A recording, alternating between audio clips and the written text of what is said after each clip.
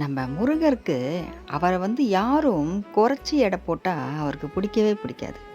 நம்ம சிவன் என்னும் தந்தை இருக்கார் இல்லையா, நம்ம சிவன் தந்தை அவர்கிட்ட போயிட்டு இந்த தேவர்கள் எல்லாம் முறையிட்டிருக்காங்க.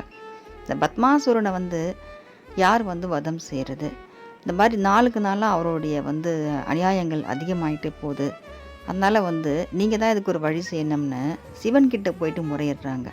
அப்போ நம்ம சிவன் தந்தை என்ன பண்ணுறாரு, அவரோட நெற்றிக்கண்ணில் தானே நம்ம முருகர் தந்தையை படைக்கிறாரு. அப்போது நம்ம முருகர் சாமியை சிறு பிள்ளையாக அனுப்பி வைக்கிறாரு. அப்போ அவங்களுக்கெல்லாம் ஒரே சந்தேகம், ஒரே ஆச்சரியம்.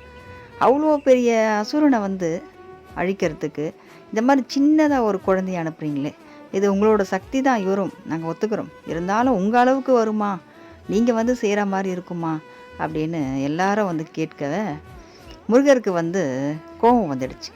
உடனே எல்லாருடைய சந்தேகங்களையும் நம்ம தீர்க்கணும், அவங்களுக்கு எல்லாருக்கும் நம்ம மேலே நம்பிக்கை வரணும், நம்மளோட சக்தி என்ன காட்டணும் அப்படின்னு விஸ்வரூபம் எடுத்து காட்டுறாரு. விஸ்வரூபம்னா அந்த பூமியிலேருந்து வானம் வரைக்கும் தொடுற மாதிரி, பூமியில் நிற்கிறது, வானம் இடிக்கிற அளவுக்கு விஸ்வரூபம். பார்க்க அப்படி ஒரு கம்பீரமான விஸ்வரூபம் எப்படி இருக்கும் பாருங்கள். அப்படி ஒரு விஸ்வரூபம் எடுத்து காட்டுறாரு முருகர்.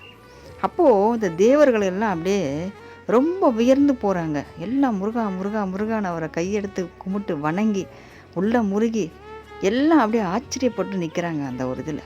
அப்போ தான் சிவனிடம் தந்தை சொல்கிறார், நான் வர முடியாத இடத்துக்கு என்னுடைய நெற்றிக்கண்ணிலேருந்து வந்த ஒளி, முருகன் எனும் ஒரு ஒளியை நான் அனுப்பி வைப்பேன், என்னை விட ரொம்ப பிரகாசமாக இருக்கும். இப்போது நமக்கு ஒரு கஷ்டம்னா, ரொம்ப அந்த உலகத்தில் கலியுகத்தில் ரொம்ப அநியாயங்களை தலை தூக்குதுன்னா சிவனுடைய நெற்றிக்கண் திறக்கப்படும். அப்போ நெற்றிக்கண்லேருந்து முருகர் வந்திருக்காரு. அப்போ எவ்வளோ சக்தி வாய்ந்தவர் முருகர்னு நம்ம தான் யோசிக்கணும். அவ்வளோ அற்புதமான கடவுளை தான் நம்ம இன்றைக்கி வணங்கிட்டுருக்கோம். அதனால் நம்ம குறைச்சலாகவே எடை போடக்கூடாது முருகரை மட்டும். முருகலால் இது முடியுமா, முருகர் நம்ம இதை கொடுப்பாரா செய்வாரான்னு சந்தேகமே இருக்கக்கூடாது. முருகர் செய்வார் பண்ணுவார் அப்படின்னு. ஏன்னா நிறைய விஷயங்கள் நடத்தியிருக்காரு அவர்.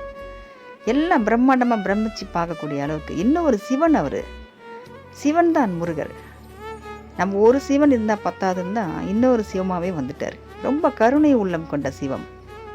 சிவனுக்கு அடிக்கடி கோபம் வரும் அவருக்கு, நியாயம் தவறினா. நம்ம முருகருக்கு அவரும் ரொம்ப ரொம்ப கோபக்காரர் தான், ஆனால் கொஞ்சம் நிதானமாக கோவப்படுவார். எல்லாருக்கும் நல்லது நிறைய செய்வார். இன்னொரு சிவம் நம்ம முருகர். வெற்றிவேல் முருகனுக்கு அரோகரா.